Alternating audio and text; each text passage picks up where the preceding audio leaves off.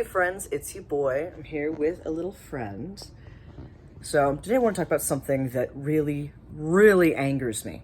And this especially angers me because of where I'm living. So I go on the internet a lot. And something that I've seen a lot lately, especially related to how southern states have been handling COVID, is people claiming that there is nothing redeemable about the South in the United States whatsoever, that these states are all full of bigots and homophobes and racists, and there is nothing we can gain from having them as part of the US. I've seen people who call themselves leftists legitimately say that they don't care if people in Texas freeze because we voted for it. And I have news for you.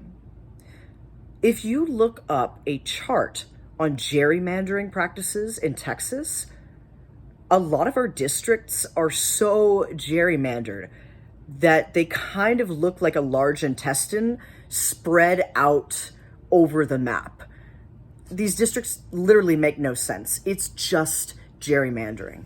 Our representation is not accurate to how people actually believe and how they would vote. And if you looked at the voting statistics down here, I mean, we almost went blue this past election. We had a decent chance were it not for the fact that Republicans, and this is true of all the states, are actively trying to prevent people from voting. More specifically, they're trying to prevent people for whom it's more difficult to get a state-issued ID that could be approved by a voting booth. And it's really difficult to express how much this angers me, that people who claim to be on the left are just completely ignoring this part. They are completely ignoring all the struggles that leftists like myself have had in these states, whether that's trying to secure healthcare as a trans person, whether that's being discriminated against at your job for being gay. You know, I don't live in fantasy la land. I know, and I knew when I moved down here, it was not going to be easy, but it wasn't my choice to move down here. The ultimatum that I got during a very difficult time in my life was you go live with your grandparents or you go live with your dad. And I took the option that would be easiest for me in my recovery, which was a chance to get out of the state and start a new life. That was my option. And I took the option, and I'm glad I did, because I've met the most amazing people down here. I've had incredible experiences, and I would not trade that for the world. But there are people out there who would look at things that I've done, whether that's calling representatives and senators, or showing up to protests, or just being active in online spaces and sharing my opinions with people who are further to the right than me and starting to pull people over. Some leftists would look at that and say that it's worth nothing because, oh, I live in Texas, so screw you, I guess. They would literally say that they don't care about COVID victims down in Texas or Georgia or Mississippi, Alabama, Arkansas, Tennessee, Kentucky, because, oh, whatever, they voted for those people when a lot of us actually didn't. And a lot of the rules that are in place that make it more difficult for the working class to vote, for example, you know, they're there because of Republicans in the state, not because we like those rules or find them fair, because I guarantee you we don't. And if you were to come down here and experience some of the leftist activism that is present down here, I can only speak for Texas. I can't speak for any other state in the South. So you could come out and say, oh, well, you're in Texas, so it's not really the South. We're talking about Alabama and Arkansas. But there's a lot of people on the left in those states too. And there's a lot of people who are in those states who struggle, who are victims of racism, who are victims of homophobia, of transphobia, of other kinds of bigotry.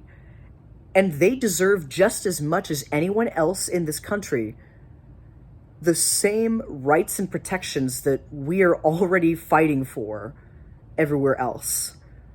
we're fighting for them down here too. The activism doesn't stop at that line. It doesn't stop once you enter the South. We're fighting too. And we deserve the dignity of common understanding from people living in the North that we're doing our best under systems that are designed to hold us down. And it is insane to me that anyone would be heartless enough to say that they don't care what happens to people in the South, that they just don't care. Doesn't matter. Well, let me tell you something. You disgust me.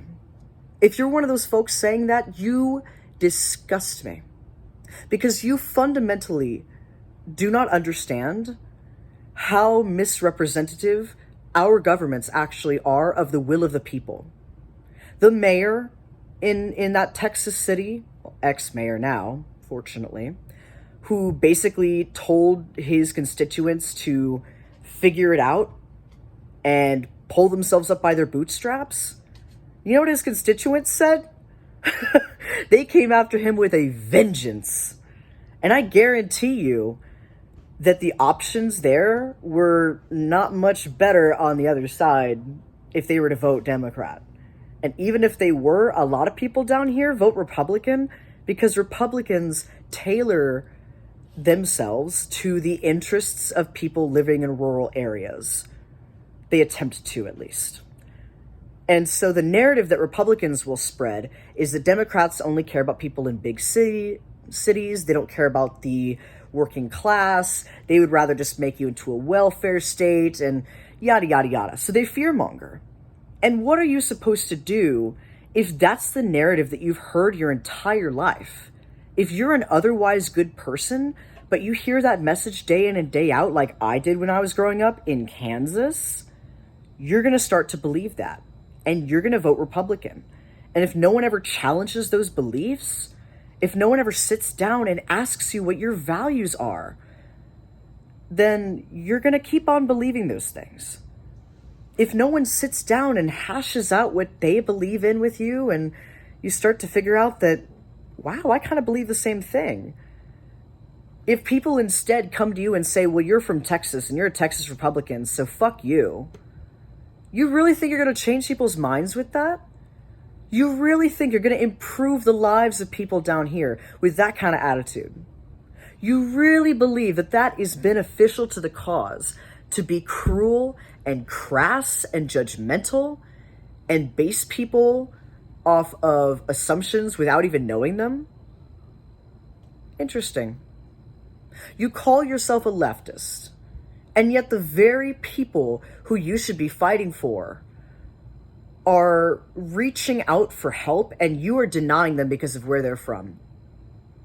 Some people don't even know that the left is trying to help them because you come across as so ignorant of their struggles and of their legitimate concerns. What's going to happen to my tax money, for example? What are the roads going to be like? You know, where is this money going to go? Will my kids be able to choose what school they go to? What's my healthcare going to be like? These are all concerns of real people. And if we're going to convince them that progressive policies are going to help them, then we need to rewrite the narrative for ourselves. That we're not a bunch of crazy SJW triggered, whatever people want to say about us. That we are fundamentally concerned with equality, or really we're concerned with equity in the short term and tearing down, systemic barriers that stop people from achieving those things, achieving success. If we're going to convince them of that, then we've got to rewrite the narrative, and that includes Southern leftists. And it also includes a willingness to shut up and listen. When people in the South are talking and speaking their mind about concerns that they have about the left, we can correct that misinformation. And if they're being bigots, then we call that bigotry out the moment we see it. If they're being racist or homophobic, if they are saying things about immigrants, if they are, whatever they're doing, we call that out. We correct that. We reach understanding.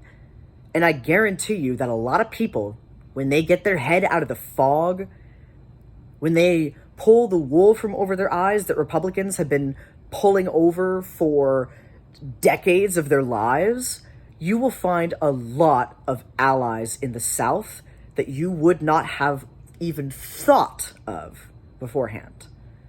But if you want to alienate them and write them off as just being Southerners, I'm sorry, you are not a leftist. Not principally. You don't actually care about the working class. You don't actually care about helping minorities because you would rather sit on your high horse and think of yourself as better than everyone in southern states. And that to me is disgusting. That to me does not make you a leftist at all. That just makes you a bigot by another name. Because you don't actually give a shit. You are performative, and you're doing it for the social capital, not because you legitimately want to help people. Because helping people is a tough and difficult and exhausting process. It takes energy, it takes work, it takes research, it takes allyship, it takes organization. And if you don't want to do that, that's fine. But don't call yourself a leftist. Just don't do it. That's all I got. Be good to each other. Okay? Have a good one.